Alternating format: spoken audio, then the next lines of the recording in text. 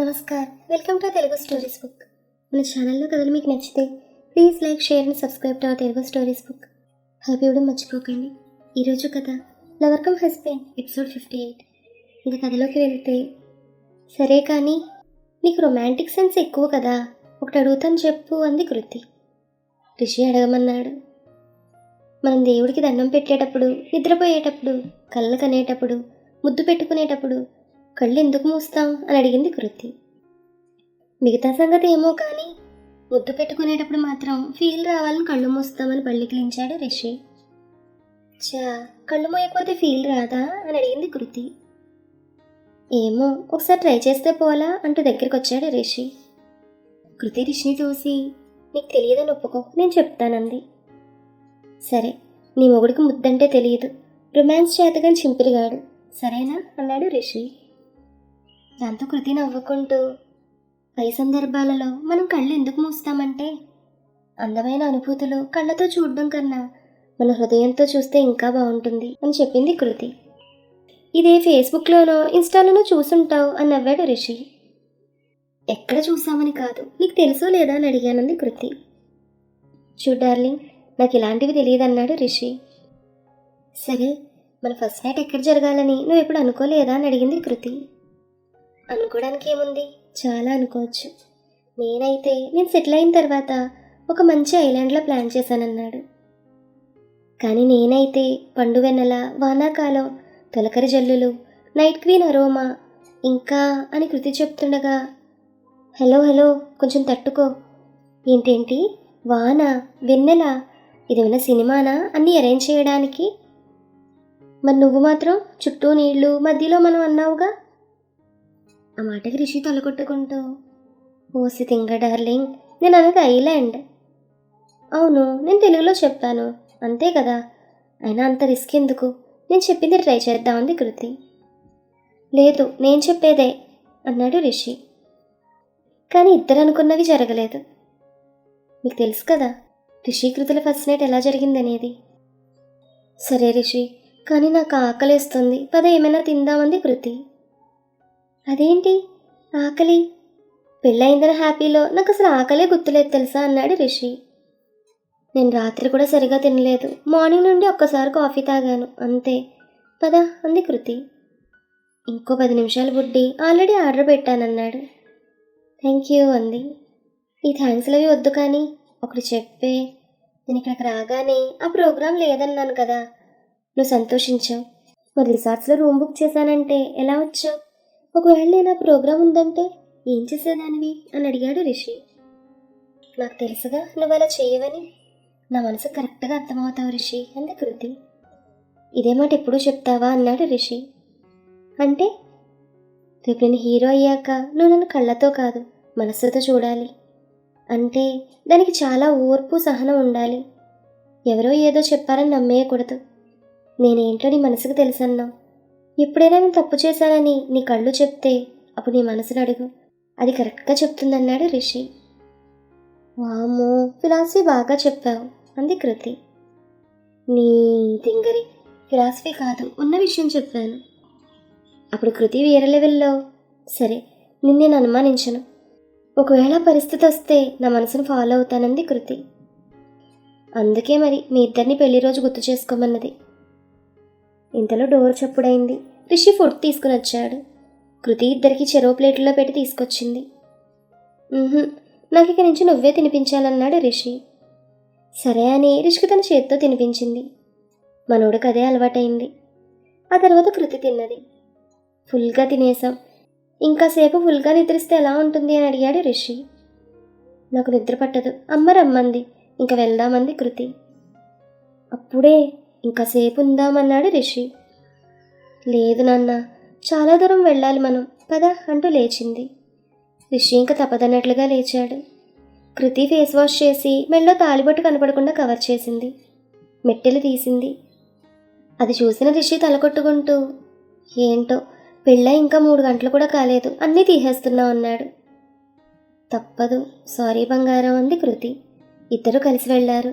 రిషి అయితే కృతిని వదల్లేక వెళ్ళాడు. అది జరిగింది. ఇది ఇద్దరు గుర్తు చేసుకున్నారు. అయితే అభి ఇంకో 15 రోజుల్లో వెళ్లాల్సిన ప్రయాణం వారం ముందుకొచ్చింది. అభి వీసా ఇంకా ప్రయాణం ఏర్పాట్లలో బిజీ అయి కిషోర్తో ఇప్పుడు పెళ్ళొద్దని, ఈసారి తను వచ్చినప్పుడు ఖచ్చితంగా జరపాలని రిషి మీద ఒక కన్నేసి ఉంచమని చెప్పడంతో అప్పుడు ఎంగేజ్మెంట్ ఆగిపోయింది. ఫంక్షన్ క్యాన్సిల్ అని ఏ ఊరు వెళ్ళడం లేదని కిషోర్ చెప్పడంతో కృతి అమ్మయ్య అనుకుంది. అయితే 8 నెలల తర్వాత అభి సడన్గా రావడంతో కిషోర్ ఎంగేజ్మెంట్ అన్నాడు. అప్పుడు కృతి తన పెళ్లి విషయం చెప్పింది. అయితే అక్కడే కిషోర్ తప్పు చేశాడు. అభికి కృతి పెళ్లి విషయం చెప్పకుండా దాచాడు. కొంచెం టైం చూసుకుని చెప్పొచ్చు అనుకుని. కృతి ఎంగేజ్మెంట్ అనగానే ఒప్పుకోవడం లేదని, నేనే ఎలాగోలా ఒప్పిస్తానని కొంచెం టైం పడుతుందని చెప్పాడు అభితో. అభికి ముందు కోపం వచ్చింది. కానీ తను ఓన్గా కంపెనీ స్టార్ట్ చేసే ప్రయత్నాల్లో ఉండి ఈ విషయాన్ని పక్కన పెట్టాడు. ఆ హడావిడిలో కృతికి మిత్రకి ఫోన్లు చేయడం మానేశాడు. అయితే కృతికి యాక్సిడెంట్ అయినప్పుడు కృతి పెళ్లి విషయం సుప్రజ చెప్పగానే అభికి చాలా కోపం వచ్చింది. కిషోర్ దగ్గరికి వెళ్ళాడు వెంటనే. అప్పుడు ఆయన రిషి కొట్టాడని హాస్పిటల్లోనే ఉన్నాడు. అభి వెళ్ళేసరికి కిషోర్ శ్రావణి ఇద్దరు మాట్లాడుకుంటున్నారు. అభి కోపంగా రావడం చూసి కిషోర్ శ్రావణితో నువ్వు కాసేపు బయట వెయిట్ చేయనగానే ఆమె వెళ్ళిపోయింది. అంకుల్, కృతికి మ్యారేజ్ అయిందని నా దగ్గర ఎందుకు దాచారు అని అడగడానికి రాలేదు నేను. మీరింక సైడ్ అయితే నేను చూసుకుంటాను ఆ రిషిగాడి సంగతి అన్నాడు అభి. ఆ మాట కిషోర్ పైకి లేచి అది అలా ఉంచు, నా దెబ్బలు చూసావా అని కిషోర్ అనగానే అభి ఆయన వంక చూశాడు. మొహం మీద బ్యాండేజీలు, రైట్ హ్యాండ్కి ఆర్మ్ పౌచ్. ఇవి ఎలా వచ్చాయో తెలుసా అని అడిగాడు కిషోర్. యాక్సిడెంట్ అన్నాడు అభి. నేను అడిగింది ఎలా తగిలాయి అని కాదు, ఎలా వచ్చాయి అని అడిగాడు కిషోర్. దాంతో అభి విసుగ్గా, నీకు యాక్సిడెంట్ దెబ్బకు మైండ్ దొబ్బేసిందా? దెబ్బలు ఫ్రాక్చర్లు వాటంతట అవే రావు అన్నాడు అభి. కిషోర్ ఆర్మ్ పౌచ్ తీశాడు. చెయ్యి నార్మల్గా ఉంది. మొహం మీద బ్యాండేజీలు తీసేశాడు. అదంతా చూసిన అభి ఆశ్చర్యంగా, అంటే ఇవి అని అడిగాడు. నాకు నేనే తెచ్చుకున్నాను. వాడు ఆ రిషిగాడు కొట్టింది 4 దెబ్బలే. కానీ ఇవన్నీ నా కూతురికి కోపం రప్పించడానికి నేనే అరేంజ్ చేసుకున్నాను. వినయ్ సహాయంతో ఇక్కడ మేనేజ్ చేశాను అన్నాడు కిషోర్. ఆ తర్వాత కృతి రావడం, ఇవి చూడడం, వాడి దగ్గరికి వెళ్ళడం, తర్వాత ఏమైందో చూడాలి అని కిషోర్ అనగానే ఇదంతా సరే, కానీ కృతికి యాక్సిడెంట్ అయింది. లక్కీగా తనకి ఏం కాలేదు కాబట్టి సరిపోయింది. లేకపోతే మిమ్మల్ని మీరు ఎప్పటికీ క్షమించుకోలేరు అన్నాడు అభి. అదొక్కటే అభి నా బాధ. దేవుడి దయ వల్ల నా కూతురికి ఏం కాలేదు. పద, నా అంచనా ప్రకారం వాడు మళ్ళీ వస్తాడు. ఆ టైంకి నేను అక్కడ లేకపోతే తన మాటలతో దాన్ని మాయ చేసేసి తీసుకెళ్తాడన్నాడు కిషోర్. కరెక్టే, పదండి అన్నాడు అభి. అలా రిషి మీద కృతికి కోపం తెప్పించాడు. అంతా బాగానే ఉంది, మరి ప్రీతి సంగతి ఏంటి? చూద్దాం, మనకి ఇంకా చాలా టైం ఉంది. ఈలోపు దిగండి ప్రజెంట్లోకి వచ్చేద్దాం. కృతి అంతా గుర్తు చేసుకున్న తర్వాత నెక్స్ట్ డే, కృతులు బాగా నిద్రపోయావా అంటూ కాఫీ ఇచ్చింది అమ్మమ్మ. కృతి తాగుతూ, సరే కానీ రాత్రి ఏంటి నన్ను ఫ్లాష్ బ్యాక్లోకి పంపి నువ్వేంటి ఫ్యూచర్ ప్లాన్స్ వేయడానికి వెళ్ళావా అని అడిగింది కృతి. అంటే అని అడిగింది ఆమె. ఎవరికి ఫోన్ చేశావు? చెప్పాను కదా, మీ పిన్నికి. చా, నేను రోజుకు 100 మందిని డీల్ చేయాలి. నువ్వు నన్నే ఏమార్చాలని చూడకు. చెప్పు, ఆయన గారికేనా ఫోన్? ఆయన గారు ఎవరు? అమ్మమ్మ, నా కోపం తెప్పించక. అంటే నువ్వు ఆ టెంకి మొహం ఏ తప్పు చేయలేదంటే నమ్ముతున్నావా? నువ్వు కళ్ళతో చూసావు కాబట్టి నమ్ముతున్నావు. నేను అనుభవంతో చూశాను, అందుకే పూర్తిగా నమ్మడం లేదని అమ్మమ్మ. అబ్బో, ఇంతకీ ఏమంటున్నాడు జిరాఫీగాడు? ఉసి, నీ భర్తను పట్టుకుని ఏంటి ఆ మాటలు? ప్రతాప్ గారు ఈయన గారి ఇంటికి వెళ్ళి పర్సనల్గా ఇన్వైట్ చేసి వచ్చాడు విక్కీ దీక్షల పెళ్ళికి. అసలు యాటిట్యూడ్ మొహం రాడేమో అనుకున్నారు అందరూ, కానీ వచ్చేసరికి వాళ్ళకి ఆనందం. అందుకని ఆయన కానీ స్పెషల్గా ట్రీట్ చేశారు. ఇంక నన్ను ఒక రేంజ్లో ఆడుకోవాలని చూశాడు వాడు. మెనూ ఇస్తేనేమో వద్దు నువ్వే చెప్పన్నాడు. ఆ తర్వాత టిప్ అని 2000 ఇచ్చాడు. నేను ఊరుకుంటానా? ఇంకో 10 రూపాయలు కల్పించానంది కృతి.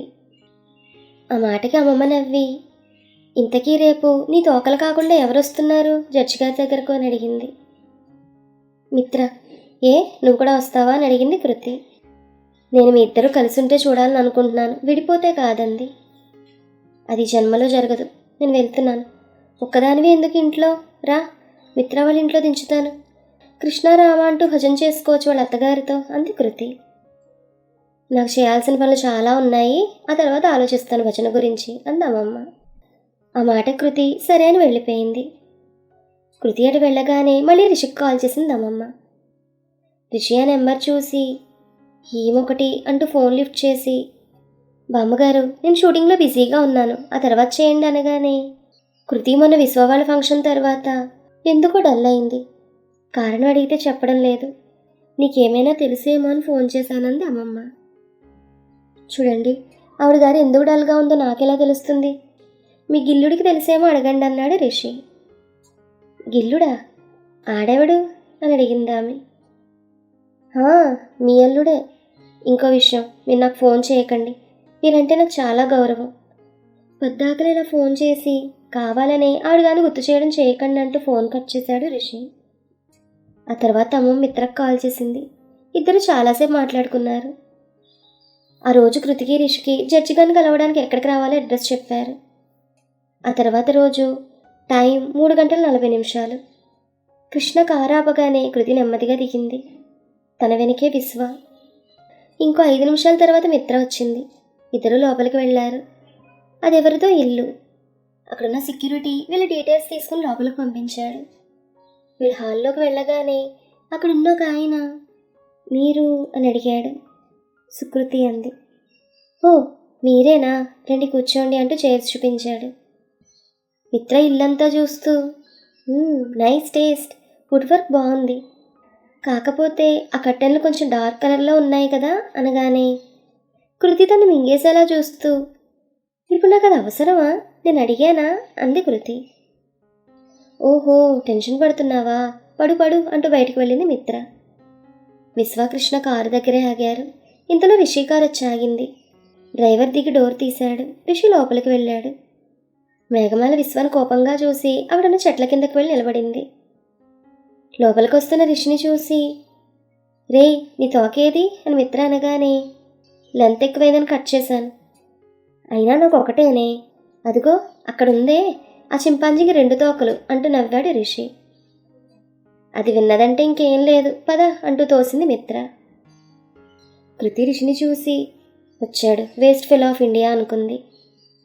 రిషి కృతిని చూసి డల్గా ఎక్కడుంది, బాగానే ఉందిగా ఎద్దు మొహంది అనుకున్నాడు రిషి.